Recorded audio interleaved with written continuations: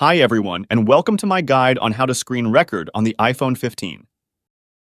This tutorial will equip you with all the knowledge and techniques you need to seamlessly record your iPhone's display. iOS has a screen recorder built in, and it allows you to record your iPhone's screen without the need for additional apps. To enable the screen recorder, follow these steps. Open your iPhone's Settings app. Scroll down and tap on Control Center. Under Customize Controls, find the plus button next to Screen Recording. Tap on the plus button to add the screen recorder to your control center.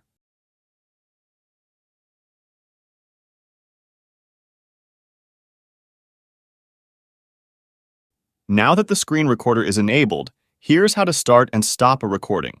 Open Control Center by swiping down from the top right corner of your screen. Tap on the screen recording button, which resembles a white circle within a solid circle.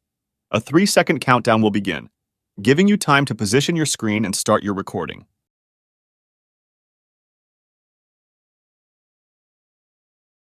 To stop recording, tap on the red status bar at the top of your screen or tap on the screen recording button in the control center again.